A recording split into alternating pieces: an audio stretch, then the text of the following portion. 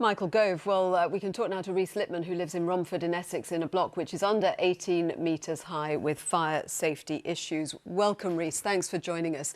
Before we get to your reaction to what Michael Gove has said, just in terms of your situation, you moved into your flat in 2014 and then wanted to sell it last January, but you were unable to because of issues around the render of the building. As far as I understand it, it's not cladding, but it's classified as that. Can you just explain what your situation is?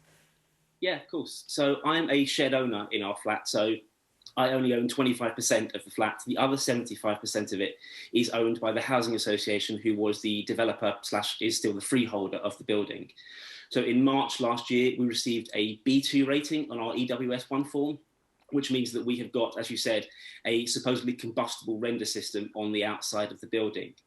This means that we cannot remortgage, we cannot move. It means that we can't sell because people wouldn't be able to get a mortgage on the flat. And because I'm a 25% shared owner on the flat, I'm actually still liable for 100% of the costs, despite the fact that the other 75% is owned by the people who actually own the freehold and built the building. Since last March, other tests have been done on the building, but I have no information on that because our freeholder won't divulge that information to us. As they say, it's legally sensitive. So we've just been sort of trapped in limbo since last March, unable to move on with our lives or even know how worried we should be in the building. All I know is that when those bills come in, I won't be able to afford them.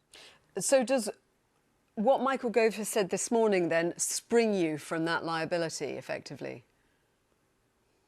The announcement, as any announcement like this is going to be, is very welcomed. And I'm really pleased that after 4 years since the Grenfell fire, we seem to have a housing secretary who's willing to use the correct rhetoric. However, it's really important to note that in the announcements we've heard so far, he keeps talking about cladding. But this hasn't been a cladding crisis for many years. This is a building safety crisis. And whilst it might cover cladding, what they're talking about, there's other issues. There's the waking watches that people have got. There are other interim fire safety measures. There are things like fire break issues, compartmentalisation issues, rising insurance premiums. All of those are what people are paying for now. And if people can't afford the bills on those other things, then the money will never come for the cladding. People are going bankrupt right now. It's sort of like the government keep trying to bail the water off the Titanic with pots and pans. Sure, some people will stay dry, but the ship is sinking and they're still not willing to focus on that issue. So when you talk about the issues that you raised there, the insurance costs, the watch for the building, have you incurred extra costs and what have they been? Currently, no, I kind of count myself as the lucky one in that we're still awaiting our bill. So our main problem is that we're stuck in limbo waiting for that bill to come. But I'm in constant contact with other leaseholders who are struggling with those bills. I mean, even in our block of flats, we've got an NHS doctor who got a job in Brighton in a new hospital kind of towards the beginning of their pandemic and was looking to sell her flat here in Romford. But everything fell through, which meant that she's got costs because she's now having to commute from Romford to Brighton and pay to stay in Brighton during the middle of the week while she's working because she cannot get out of this flat. So there are all these hidden costs that the government just aren't addressing, and they need to be addressed. And so just going back to the specifics of the use of the word cladding and whether that would then mean that your building is covered or not, are you in a situation where it may be or it may not be, you just don't know definitively right now? Yeah, absolutely. We've seen from the Building Safety Fund that the government released last year for buildings that were over 18 metres. There's been a number of issues with what constitutes as cladding, and also that cladding money not being able to be released by the government until the funds were in place to fix everything else.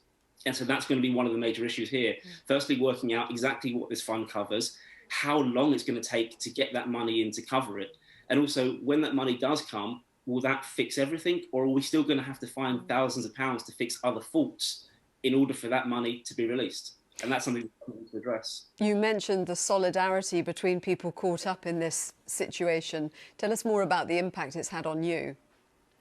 I mean, it's all-consuming. I can't tell you the amount of times I've had to discuss it with friends, explain the issues.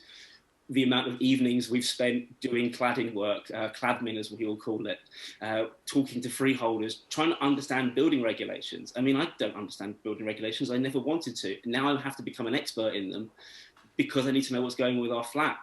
I mean, there's 164 flats in our block alone, and we're in constant contact with each other trying to work these things out.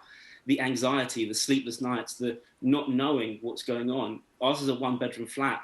We were looking to hopefully start a family soon, get married soon. I can't do any of that. My partner and I are constantly stressed, constantly anxious, and it's all because of something that I told was the correct thing to do, which was to try and get on the property ladder, and because the people who built my building didn't do it correctly. Why am I the one suffering? Why are the millions of us around the country the ones suffering constantly? Reese Lipman, thank you for joining us.